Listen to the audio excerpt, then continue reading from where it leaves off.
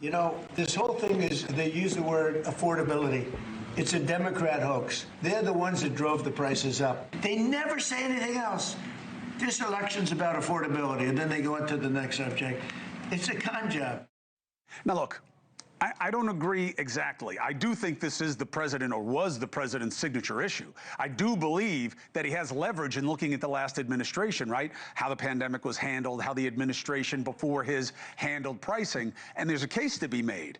But the idea that it doesn't exist or that these problems are a scam just doesn't work for me, and I don't think it'll work for the majority. But let's discuss with two better minds, Stephen A. Smith and Ben Shapiro. It's good to have you both. Ben, you're sitting next to me, so I go to you first. That's what Stephen A. gets for being in his big fancy studio. So, look, it is not new in politics to want to talk about what is easier to play to advantage, right? Of course. We see that. Do you believe the Venezuela talk, the Hegseth talk, amounts to anything material, meaning the secretary goes down or Trump takes a big loss? I don't. I frankly don't think that Americans care very much about what is being reported with regard to Secretary Hegseth. I also think that the stories are conflicting. You had the original Washington Post report, which suggested the possibility of a war crime if we read all the statutes. And then you have the New York Times report, which basically denies the Washington Post report, right? The supposed suggestion is that Hegseth ordered a double tap, that he ordered a hit on a boat. There were survivors in the water. They were what's called hors de combat. They were out of combat. And then he ordered a second strike. The New York Times said there's no evidence that he ordered a second strike. He says he wasn't even in the room after the first strike hit. And so I'm not even sure what we're arguing about at this point. It does feel like a distraction from other things. I'm wondering why Democrats are honing in on this, except possibly as a way to elevate somebody like a Mark Kelly for 2028, or to, piggyback on the argument that they were making 2 weeks ago that illegal military orders are being given and that people need to refuse those illegal. Hey, look, an illegal military order. That feels like the sort of fact pattern here. But the thing people actually care about, obviously, is the cost of living. Right, if they can keep their attention on it. I agree with you with one tweak. Stephen A., what I would say is, if they want Venezuela to be an issue of authoritarian leadership or of this being a fascistic administration, right? You would take on the idea that Trump is doing all this, 10% of our military surrounding a country that doesn't really pose a threat to us, or at least not in a way that the case has been made, without going to Congress. That could be the technically illegal part of it if they wanted to hire, but it's not as sexy as this. But you know what it feels like to me, my friend? It feels like when that senator went down to El Salvador. Was due process used in that guy's removal from the country? No, not the way it was envisioned. Is due process used here? No, not the way we would envision it. But I don't like being on the side of fighting for the drug dealers or fighting for the gangbanger who got thrown out of the country. What's your take?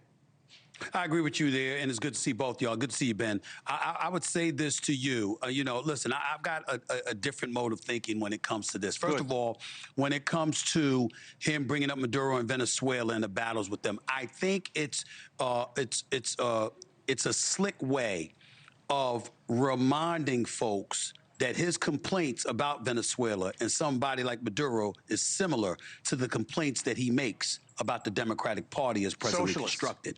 And if you remind socialism, and if you remind people of that, particularly a year away from the midterms, that level of fear will then bring into question the word affordability. Are they really the ones that have the answers to the questions instead of me if I'm President Trump? Are they really the ones that you can trust? Are you sure that they won't divert back to how they were prior to losing the 2024 election, where woke culture, cancer culture, and identity politics reigned supreme over the Democratic Party, particularly when you look at what transpired, more so with the mayoral election in New York City with Zohran Mamdani and him beating Cuomo and him beating Sliwa and those guys. Well, you know what? He's in office. He's a renowned socialist, unapologetic about that. So guess what? I'm willing to meet with him. I'm willing to talk to him. But in the same breath, I know who he is. I know what he campaigned on, and we know what to suspect from him. Plus, he was endorsed by AOC. He was endorsed by Bernie Sanders. He was endorsed by American citizens that represent us in the United States Congress, who Trump would tell you are anti-capitalist. So these kind of things, if you sit up there and you draw the correlation, it could scare the voters. To speak to what Ben brought up in terms of, when you're talking about Hegseth, I think that's another slick way of allowing people to focus on that. Why? Because even though with Hillary Rodham Clinton, it involved emails as opposed to him sending out text messages, the very thing the signal stuff, the very thing that they're getting on him about, they were willing to let Hillary Clinton off the hook about. So all of these things, I just find Trump to be adroit when it comes to playing politics compared to the Democrats, and I think it's a slick and effective way that he's utilizing things to his advantage. I mean, look, I think the Venezuela play about this is what a socialist looks like, this is what they want in this country. I do think there's something there. I think oil has something to do with it. I think oil definitely has something to do with it. And obviously, I think that in a general foreign policy sense, I think the president is trying to demonstrate an American sphere of influence in the Western Hemisphere via the Monroe Doctrine, at the same time that we may be withdrawing from, say, Ukraine and presenting the possibility of a Russian sphere of influence in that area. It's also unclear what we're going to do in the Far East with China. So are we just carving up the globe into spheres of influence, and Venezuela is in our sphere of influence? Also, are we attempting to lower oil prices with the possibility of regime change in Venezuela, which obviously does go to affordability. But again, I think most of these issues are sort of separate. And it feels the real question I have is why Democrats are focusing on this stuff. They finally seem to have a dog that hunts in the affordability concerns. Why are they focusing in on drug boats in the Caribbean or President Trump placing an aircraft carrier outside of Venezuela? I'll tell you politics. I know the answer to this question. Oh, good, okay. Because I've been talking to a lot of them who are really coming on the left. And they believe they understand the strategy now. Forget what Michelle Obama said. When they go low, we go high. We fight every fight they want to fight, and we beat them in the talk game on social media. Our politics lives and dies in social media, but they believe they are. For instance, you did I was really impressed by your analysis, Stephen A., of Mark Kelly and what bothered you about the video that the Democrats did. But they couldn't feel more differently about it than you do. They think it was the most muscular thing they've come up with since Newsom started attacking Trump on Twitter, that you have to fight where they want to fight, and you have to beat them at their own game. Well, the one thing I think the Democrats are doing that actually is interesting is they are jettisoning a couple of their biggest and most powerfully wrong issues in 2024. So you don't see Democrats talking anymore about immigration at the border. You don't see them talking about DEI anymore. You don't see them talking about trans anymore. These are three of Trump's top issues in 2024. Democrats are basically abandoning all three of those. And now you have Mark Kelly, a former member of the military, who's talking national security. You have Democrats who are now talking about affordability and government involvement. Those are definitely more robust issue sets for Democrats. Go ahead, Steve. I'll say this to you, Ben. I get your point, and you may be right. Here's where it gets tricky. They're not talking about the border, but they are talking about ICE. Now, if you're somebody on the left, you see ICE in the streets of America, and you don't believe for 1 second that everybody they're snatching out of their cars or, you know, going to their jobs and stuff like that. Like the lady in Florida. Illegal migrants. You're not thinking that if you're on the left. If you're on the right, your mentality is, see, they're for open borders. It's ICE, but you're saying they're all for open borders, which is reminding folks of the positions that they took in 2024. So again, it's about what you believe that relates or translates into, and it's subject to interpretation. And Trump is banking on that interpretation favoring the right than the left. People believe in law and order, so you err on the side of enforcement. If you want to show strength, right? You never want to seem weak on crime, right? But I'll tell you what is a clever move. New Orleans, I don't understand. Unless he wants to be in position for when Don Lemon does the New Year's Eve special down there. So Trump is ready to go after him.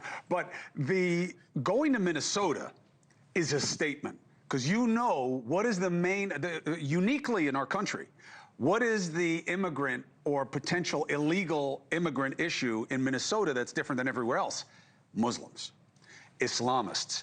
And he wants to see, my guess is, the administration wants to see how the left responds when they start roughing up people they're going to say could be terrorists. I mean, I think that there's certainly truth to that. I think that as a political matter, you are correct that him going into Minneapolis and pointing out the Somali welfare fraud issue, which is a major issue, and Tim Walz, it's amazing to me that he was able to skate on that while he was vice presidential nominee. We're only finding about That's why. A year later. This is right. That's why you could skate. It's We totally didn't know. totally insane. But I think that you're right. It's also true, obviously, that there are significant ties between Islamic terror groups in Somalia and members of the Somali community in Minneapolis. Because if you wanted to go after him on this issue, and the left isn't touching it. No, they're not. This Afghan guy who just killed the National Guard member and the other one's in critical condition, he was radicalized here. Yes. On Trump's watch. His asylum claim was allowed by the Trump administration. Now this Pakistani guy, they're saying, well, Biden let him in. Yeah, but it's on your watch.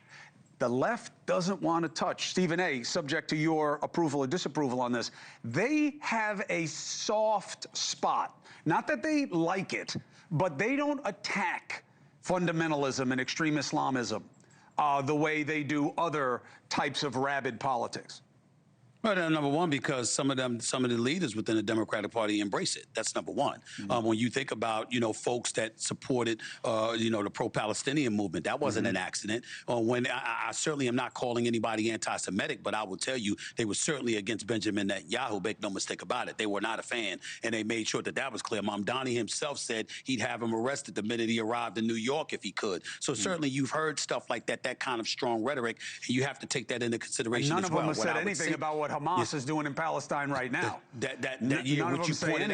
Which you pointed out immediately the day they took them in the streets and they were murdering people they thought helped the Israelis cause. They murdered them in the streets the minute that the hostages were let go, the living hostages were let go. But there's another thing to consider here, and for you and Ben, that I'd ask you to just think about for a minute.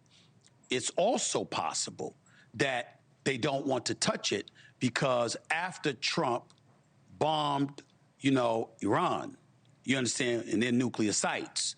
And he went over there and was negotiating business deals in the Middle East, whether it be Qatar or anywhere else. The fact of the matter is that he comes across as somebody that I don't want to use the word embrace because that would be a bit strong, but one that's facilitating better relations with the Arab world than his predecessors. And because of that, the Democrats coming after him over that may be dicey in their eyes, and that might be a reason why they're a bit reluctant, dare I say, to go all in and to really engage in condemnation because they're fearful that it might backfire. That is something that is going to be a unique concern for you in the midterms and beyond, right? As someone who is a strong presenter, not just of being Jewish, but of the Zionist cause, because who knew we were going to have to divide those issues in America? We talked about it once on the show before. I got a lot of clapback about it, where just because someone says they're Jewish doesn't mean that they understand or appreciate the Zionist movement and what it means in Israel. There are lots of different kinds of Jews, it turns out, then. But if the left stays open to this mentality of, hey, Israel's the bad guy. Or Israel shouldn't exist. Right. And the suffrage movement does suggest that we got to be open to Islamists. We got to be open. They're not all the same. I don't accept that position.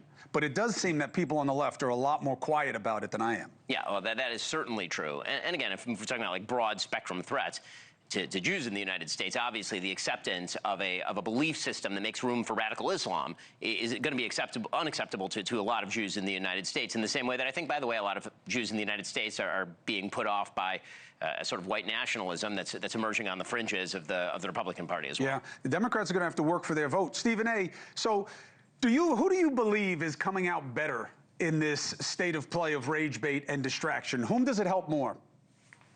I think it always helps Trump more because I think he's more skilled at capitalizing off of it than the Democrats have been. What makes it interesting and most compelling in my mind is that come 2028, unless he pulls off circumventing the 22nd Amendment and running for a third term, he won't be the one running. It'll be J.D. Vance or Marco Rubio in all likelihood, and they're not Trump. I think that Marco Rubio is the adult in the room. I think he's a far better candidate in my mind than J.D. Vance, but I think J.D. Vance being young and being willing to emulate some of the rhetoric that Trump and the behavioral tendencies that Trump throws out out there may indeed make him more attractive to their base than Marco Rubio. We shall see. But I think that whoever follows Trump is the one that's going to get endorsed by Trump, because I think Trump wants to remain in power even after he leaves office.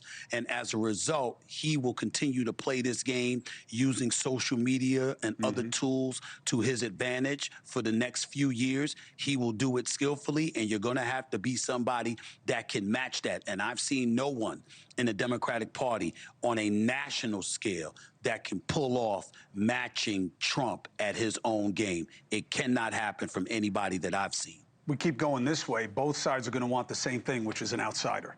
So the names may not be in the known universe right now, because if you really want someone to change the system, they can't be of the system. That's the conventional thinking. I don't agree with that either, but I don't agree with a lot of things, but I got to cover it as it stands. Ben Shapiro, always welcome. Great to have you. Stephen A., I love you. Thank you for being on the show, brother. Same here. Thank you for watching. Subscribe below and download our NewsNation app right now on your phone, and you will get fact-based, unbiased news for all Americans.